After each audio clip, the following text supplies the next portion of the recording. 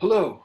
Today we're with Maggie Anderson, poet, professor emeritus at Kent State University, former director of the Wick Poetry Center, and founder and a former director of the Northeast Ohio M.F.A program, the NEOMFA, which is a program that is the only one in the country. It comprises 4 universities: Kent State, Cleveland State, uh, University of Akron, and Youngstown State University. Welcome, Maggie. Thank you, Phil. Good to be with you. Yes, back in the old days. Maggie, tell us a little bit about how this got started. You know, here's 4 universities. Yeah. How did you come up with this notion?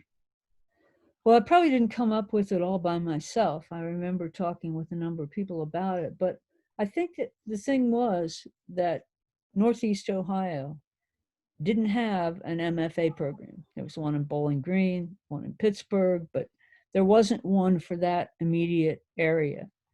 And so with some of the faculty at the 4 institutions, we started talking, and it didn't seem that any of the 4 institutions had sufficient faculty or resources to mount a program on their own. It wasn't going to become the Youngstown YMFA, sorry. And I think what we began to realize is that there was a kind of energy that could come out of 4 universities, four graduate faculties. And we began exploring the possibilities. I think the model that we started with was the Northeast Ohio College of Medicine, which was also a consortial program. And the main office or the main building was in Kent, but it took people from all 4 universities. And it seemed to us, being naive writers, that if they could do it in medicine, we could do it in writing. So that's sort of how it got started. Right. And, I remember those days and thinking it was so exciting because for myself, for instance, that was my first real introduction to Kent and to Akron and to Cleveland. I'd been to those places, of course, but, the idea of going there and meeting people, I met a lot of people. I know you did too. Right. The program is still extant. It's had over 200 graduates. And is thriving in another generation. And I'm curious, what did you experience as you first started teaching in this kind of program? What were the challenges and what were the rewards of being in a program where there's all these different moving parts? Yeah, well, the advantages first was, as you said, getting to know the other faculty at the other 3 universities. Having the advantage of having students from different parts of the area. And now, and in the beginning, we had people from all over the country who applied and were accepted, but the bulk of people were from Northeast Ohio at first. And that was rich and rewarding for me because I didn't really realize how much poetry was going on already in Cleveland, the Cleveland Poetry Series, and in Akron, they had a lot of things going on. In Youngstown, you had many things. So that was kind of the biggest advantage for me. I think the difficulties of it were ones we could have anticipated, some of them.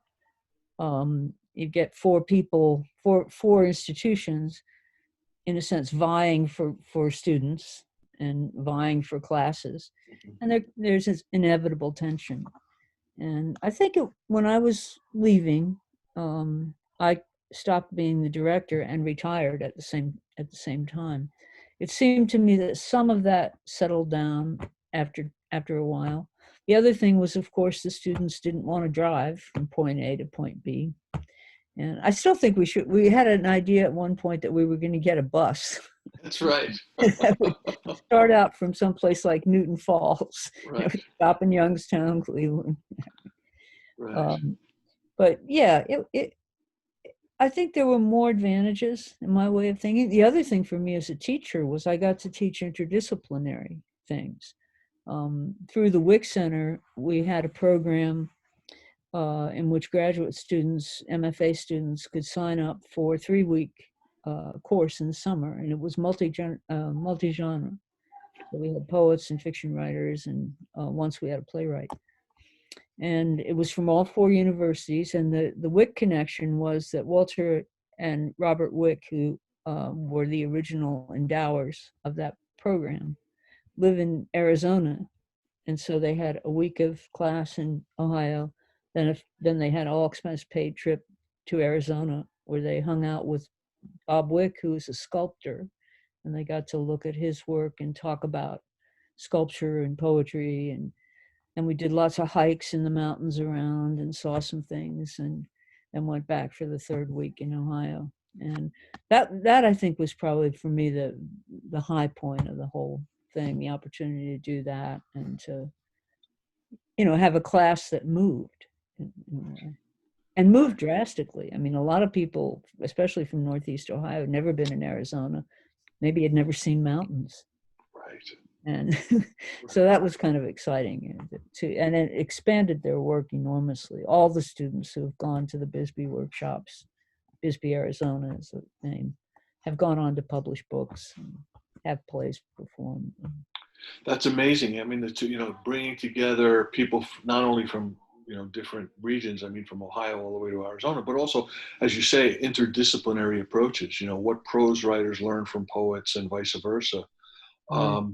And as we were making a curriculum, Yeah. we're also trying, I think, to some extent to moderate that. What are your thoughts about M.F.A.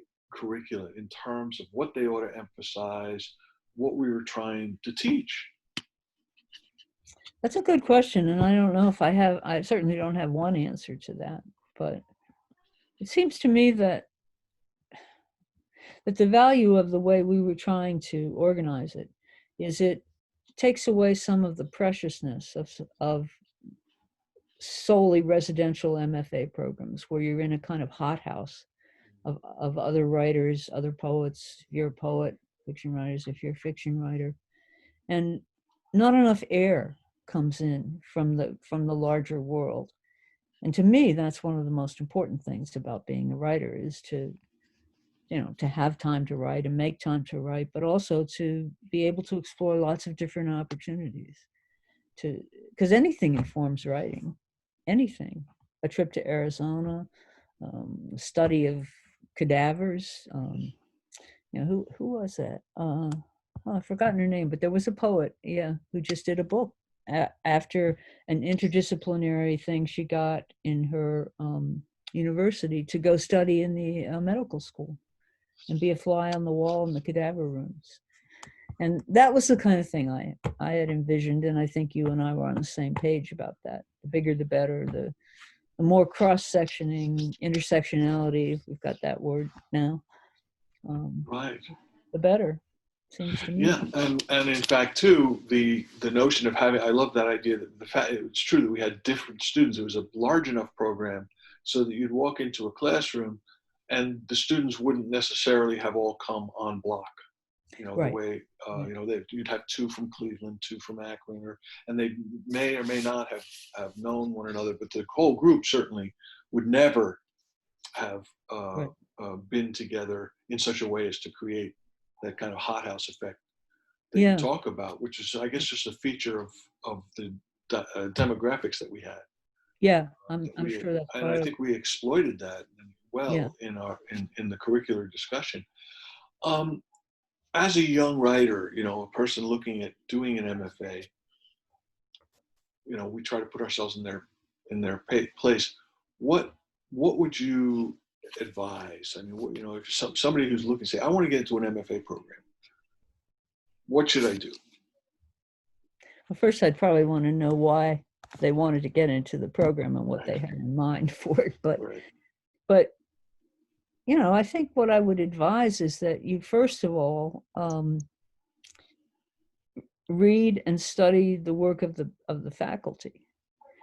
I don't know that students always do that, but I think that's a very good place to start, because you're not going to know the students you're going in with. Well, you might know, I would talk with students who have been in the program too. First of all, understand who might be teaching you, then understand, what it's like for the people who are there. And, what kind of extra things do they offer? What kind of readings and extra workshops? And are there assistantships? Right. One of the things that I think was an advantage of our program was or the NEOMFA, was that you could get an assistantship and do a number of different things. We had assistants in the Wick Poetry Center who went out and taught poetry in the elementary and secondary schools, and that was their assistantship. And then the Cleveland people had the press, and you had a lot of things going on at Youngstown that people could do that weren't just necessarily teaching freshman composition. Right. And that's important.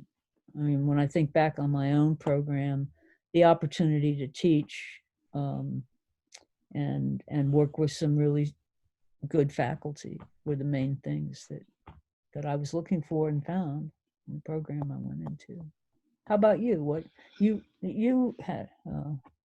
Yeah, I never did an MFA. I Okay. did an MA in literature at the University of Delaware, and then I was in San Francisco and I did an MA in creative writing in San Francisco State. And and it was fascinating because they were completely different environments, obviously Newark, Yeah. Delaware, and San Francisco, and completely different approaches and curriculum. So that was interesting. And then I did the PhD with a creative dissertation at Binghamton. So I kind of saw a You lot saw of it, different approaches, right? and but you've put your finger on it. It really comes down to, do you know the faculty? Certainly when I was 22, I didn't know that the fact that James Wright and Galway Cannell and W.D. Snodgrass, who were on the faculty there, believe it or not, I had classes with them. I certainly did not fully or even mildly understand the incredible luck Yeah. of having Wow. something like that. But of course, it's a lot. When you go back to what you were saying about the faculty, you can be with a teacher, but you can also be with their work for a lifetime, especially if it's Right. somebody like Maggie Anderson or W.D. Snodgrass or Yeah. James Wright. Of course, D. Snodgrass and James Wright are passed away, and Galway Cannell is just recently Yeah. passed too. And yet, even they were informing me throughout, and I think that's a key to choosing an MFA program. Someone not just whose personality, because you're not going to get to see their personality too much before they're in the class, but you can see what they have to offer Right. intellectually, poetically, and that's a great advice to give to kids, to say, don't just look at the gates and the carpets and the Yeah. Right. I mean, look at look at the work Look at the that you're work. going to be working with. And you mentioned Maggie too. Amazingly, not only were you, of course, the founder of the NEOMFA, but you were the first director, I think, of the WIC Yeah. poetry. So that you're like a serial founder. You know, you know. Yeah. Um, Well, the energy for the two things were happening at the same time, and that had a lot of advantages for both. For both what the WIC Center could bring to the MFA and what the MFA could do for the WIC Center. and tell us a little bit about the WIC Center and what was its mission and how did it achieve that? Well, it started as a scholarship. That the founders were Walter and Robert Wick, and they both had sons who had been killed in car accidents, and as they were teenagers, and both of them were kind of artistic. The sons, especially Stanley, Bob's son, who wrote poetry and songs and had started to perform in little coffee houses, and they wanted to do something to memorialize their sons, and they had grown up in Warren, Ohio, and Bob had taught at Kent State. So that's how the program got started. Where it began to change, I think, was when I came to Kent. It was a scholarship contest, and I was asked as a new poetry faculty member to oversee the contest. And I just began talking to people and thinking about what else could we do. And then coincidentally, it came up to the point where it was the 10-year anniversary of the scholarship. And I had this clever idea. This is my entrepreneurial streak. I thought, let's have a reunion of the people who got the scholarships. And it's been going for 10 years, so some of them might come back from 10 years ago and get together and see how that goes. And it was a wonderful gathering. Lots of people came back, and the students were just so enthusiastic about what the scholarship had done for them. And they got us going on the idea of making chapbooks. So we got with the Kent State University Press, and we had a chapbook series. And then we thought, well, we could have a first book series and combine it with somebody coming and doing a workshop, and famous writer who chooses the book comes and gives a reading and meets the author. And so it just sort of began to, it was like, what's that stuff? That starter dough. You start doing one thing and then you think, we could do chapbooks, we could do full life books with kids. You know how that goes. Sure. And that's really how it rolled, I guess. And it really is your entry into that world. You became a publisher, a sponsor of books that were coming out. And I'm curious, I know for myself, I never know, somebody says, well, what do you like? And I stammer, and I like good stuff. I like really good stuff. I don't have anything to say except when you see it, and then you look back, and you see like, oh, I hadn't realized that. I actually like a wide variety of things. I'm going to try to string them together. I'm wondering, as you look at, you guys were doing a book every year, as part of the process. First the chapbooks, and then the chapbooks were doing 4 years. 4 year. And do you see, I mean, as that real aesthetic, the physical presence of what an editor has in mind? Can you describe your aesthetic better now than you could have entering in saying, I wonder what I'm going to see? Probably so. Yeah. I think it became more real to me that I had an aesthetic, and that it, I'm actually a big advocate of poetry's big tent. I think there's a lot of good stuff happening in all sides of the tent. But I did realize that, when I pick books for a class I'm going to teach, I want to pick books that I like and admire and have a handle on. I guess because I was choosing the chapbooks. That was my editorial responsibility, but my responsibility with the first books was to find a judge. And obviously that's the point at which my aesthetic would intersect who I picked as a judge. Right. And how that went. Right. But you guys were also having to deal, of course, with a great volume of submissions, which I suspect grew and grew as the reputation of the prize grew. How did you handle those? Well, I had a couple of rules for myself. One was that I did not want to use graduate students as screeners.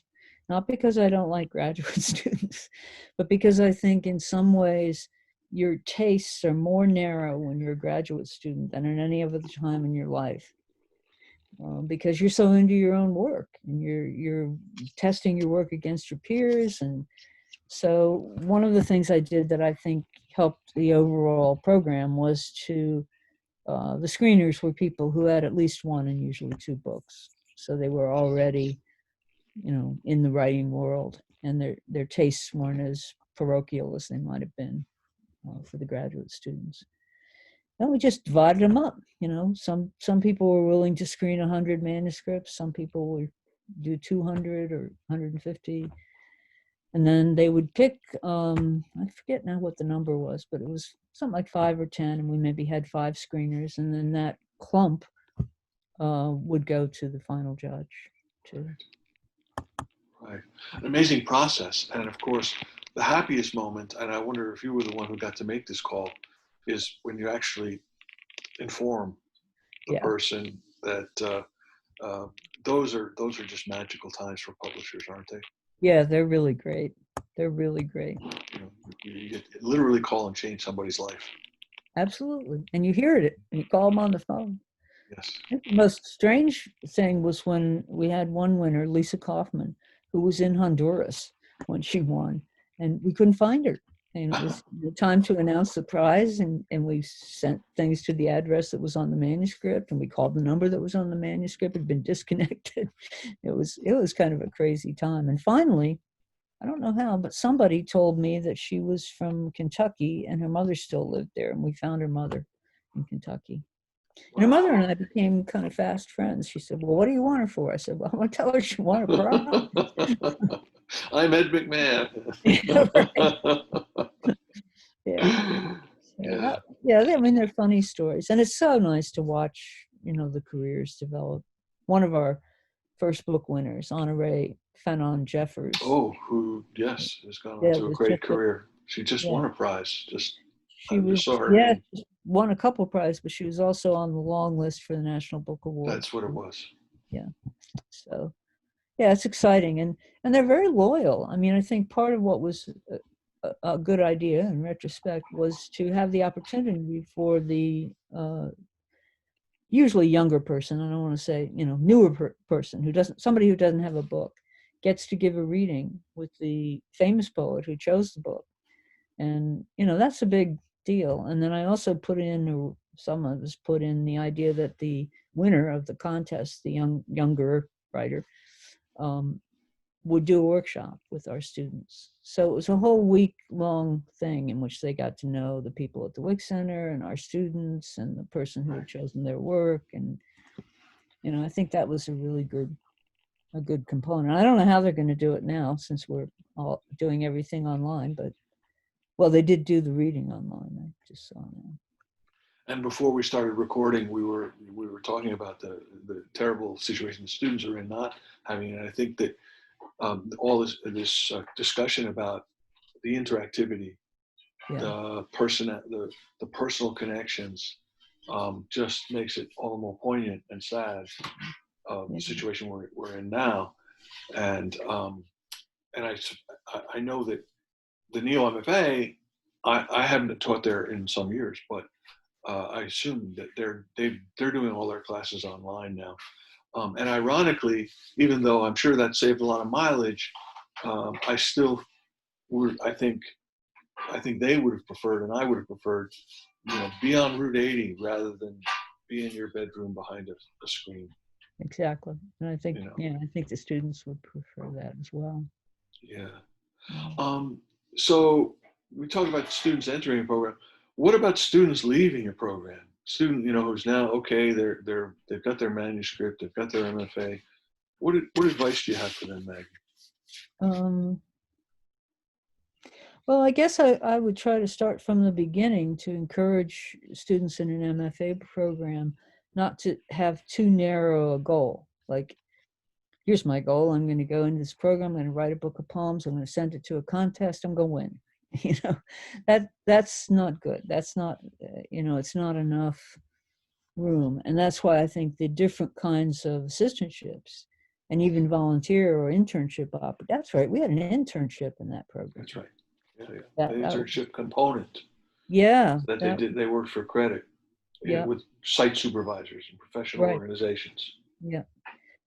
So that, I would encourage them when they graduate to be able to do a number of different things in terms of applying themselves. I mean, I'm trying to remember now some of the students. We had a couple of students when I was still teaching in the program who went on to do, I don't even know what it's called, but it's when you make up programs that have alternate endings and gaming, I guess. It's Oh, okay. gaming. And so they were essentially writing stories that people could follow in different ways. And, there they go. Other people, I think, have ended up teaching in schools, not necessarily colleges and universities. I don't know. What did some of your students go on to? Well, we've had students go into publishing. We've had copy editors. We've had a lot of teachers. Um, I'm trying to think of. It's been a while. Particular examples of folks. Uh, we've had people go into PhD programs. I think one of the things that's happening, which was not something that we anticipated, was that people who wanted to follow an academic career would get the MFA, which is the terminal degree, but would find that they were still having to compete against so many people that they needed to get another degree to go for PhD. And I think a lot of people have done that, Yeah, have gone from MFA to PhD. And when I think about that, I know that the AWP and other organizations and people are saying, well, we really didn't want that to happen. Right. We really wanted to make the MFA a comprehensive, fully operational, vocational degree that would give someone the breadth to Mhm. teach at a university. And certainly that's your credential is the Yeah. MFA. And I think that's the optimal way of going about it. Um, the problem became numbers, as you know. I mean, there were Yeah. just so many MFA programs, so That's many right. MFA graduates that it became a kind of arms race Yeah. in Exactly. in academia. So that a lot of people, I mean, myself, I didn't get the MFA, but I did go.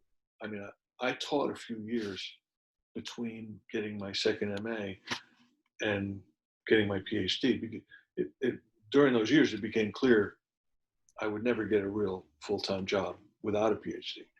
Mhm. So, I mean, uh, my rationale was I like teaching. This seems to be the place I want to have my career, and I need to get this degree in order to do it. Mhm. Um, and I think what you're pointing out is, maybe not such a great idea to put yourself in such a narrow Right. position Yeah. to be able to use the MFA to say, I'm going to do this, and then I'm going to find a wide variety of things to attempt, and that's when the internship does come in.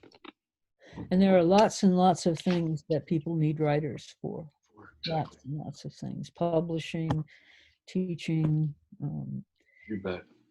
companies. I mean, we've had people who have gone to do writing for companies, for trade magazines. I mean, it's not, the vision maybe you have of being a young professor and having your first book come out and everything. And for some people, that does happen. I mean, it's not like you should put that out of your mind entirely. But I think like you, to be realistic, you got to think about how you're going to earn your living and have it as closely connected to writing as you can, Right. or as is comfortable for you. First job I had after my degree was in a rehabilitation center. Oh, I worked in the recreation department of um, of a rehabilitation center that had people with many, many kinds of disabilities. And I did that for 4 years. I taught GED preparation, which was one part of it, and the other part was I had a creative writing class, and people wow. people wrote, and it was great. It was really wonderful to do that. I got very interested in and connected to the blind and visually impaired, so I ended up being mostly working with that group of people, which was a wonderful boon to my own writing, Right. and nobody got hurt, I don't think. They were Well, that fine. was my next question. Was I was going to ask, how did that MFA and writing career, as both as a student and a teacher, how did that impact your own writing? It impacted my own writing enormously.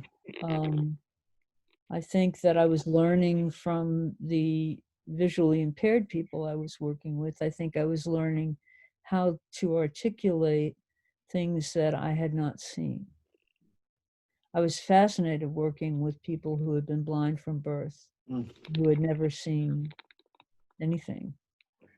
And one of the writing exercises we did was just trying to imagine what is green, what is blue, and it helped me to see that I could experiment with that myself. Not, of course, that I didn't want to be blind, but I could think about the world in a different way, and I wouldn't have had that experience if I hadn't done that. When I worked with kids in schools, um, children are wonderful inspiration for writing, and they're writing, doing their writing, and usually coloring pictures with it and whatever. They're doing it out of some love of something they've found on the playground or that they've thought about. They're not in that competitive situation where by the time you get to high school students, it's a little trickier. Right. Right. Um, and so, Maggie, you're talking about your own writing, and we'd love to hear a poem. Do my best. Phil didn't warn me about this, so I don't have a No. book in front of me. But This is a poem called Body and Soul. I've waited for this storm as if for the one great love of my life, and meet it now knowing I've always been ready. Ripe to be licked by wind, I give it my own white back like the trees, toss in my mind as the fireflies circle. My arms edge toward it in twilight with a tenderness I've sought for years. Yes, this is how it would be. All the shadows and the sheds would pall, the air fill, and the sky yellow before the breaking loose with it at last. Just as my own precise rhythms now rest one beat, then syncopate. Just as that solid breath now blows straight from the sacs of the rain. Maggie Anderson, thank you so much for joining us today. Thank you, Phil.